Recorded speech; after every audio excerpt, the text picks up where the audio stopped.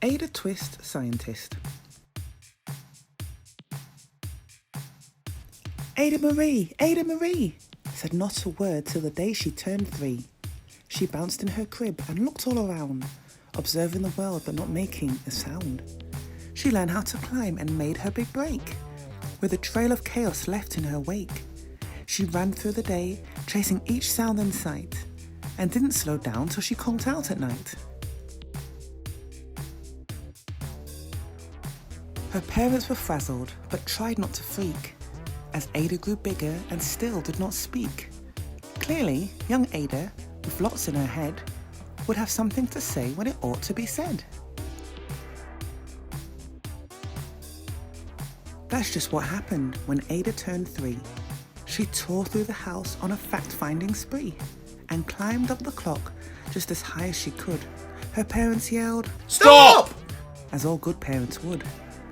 Ada's chin quivered, but she did not cry. She took a deep breath and she simply asked, "Why? Why does it tick and why does it talk? Why don't we call it a granddaughter clock? Why are there pointy things stuck to rows? Why is there hair up inside of your nose?" She started with why and then what, how and when. By bedtime she came back to why once again. She drifted to sleep as her dazed parents smiled at the curious thoughts of their curious child, who wanted to know what the world was about. They kissed her and whispered, "You'll figure it out." What? Her parents kept up with their high-flying kid, whose questions and chaos both grew as she did. How does it? What is it for? What does it do? Even Miss Greer found her hands were quite full when young Ada's chaos wreaked havoc at school. But this much was clear about Miss Ada Twist.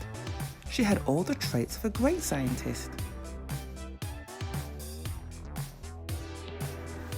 Ada was busy that first day of spring, testing the sounds that make mockingbirds sing, when a horrible stench whacked her right in the nose, a pungent aroma that curled up her toes.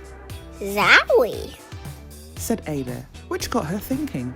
What is the source of this terrible stinking? How does a nose know there's something to smell? And does it still stink if there's no nose to tell?" She rattled off questions and tapped on her chin. She'd start at the start where she ought to begin. A mystery, a riddle, a puzzle, a quest. This was the moment that Ada loved best.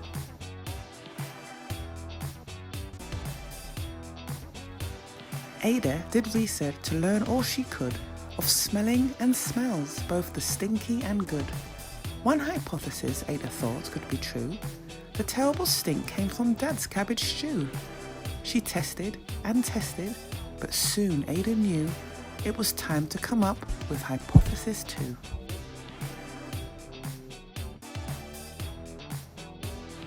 Then, Zowie, the stink struck again, just like that. Hypothesis 2. It's caused by the cat.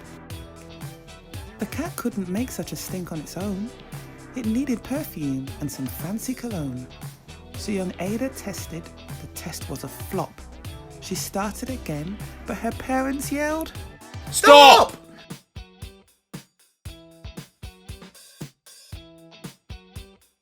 Ada Marie,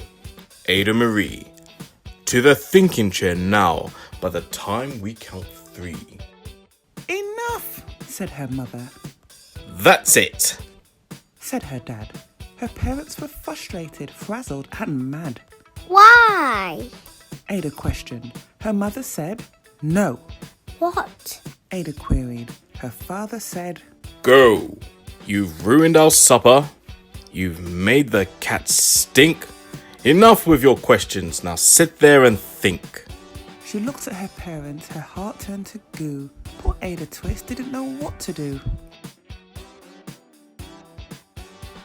She sat all alone by herself in the hall, and Ada, once more, could say nothing at all.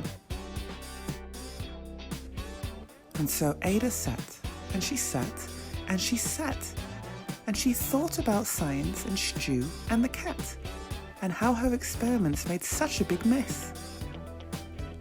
Does that have to be so? Is that part of this test? A mess is a problem. And while she was thinking, what was the source of that terrible stinking? Ada Marie did what scientists do. She asked a small question and then she asked two. And each of those led her to 3 questions more. And some of those questions resulted in 4. As Ada got thinking, she really dug in. She scribbled her questions and tapped on her chin. She started at why, and then what, how, and when. At the end of the hall, she reached why once again.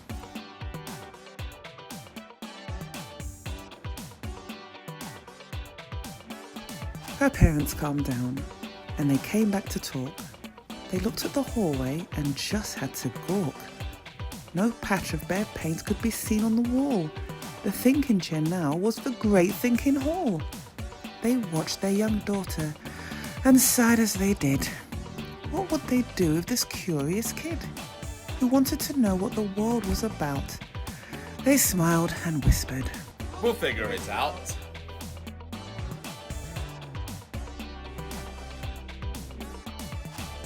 And that's what they did, because that's what you do when your kid has a passion and heart that is true. They remade their world. Now they're all in the act of helping young Ada sort fiction from fact. She asked lots of questions. How could she resist? It's all in the heart of a young scientist. And as for that smell, what can Ada Twist do but learn all she can with her friends in grade 2? Will they discover the stink that curls toes? Well, that is the question, and someday, who knows?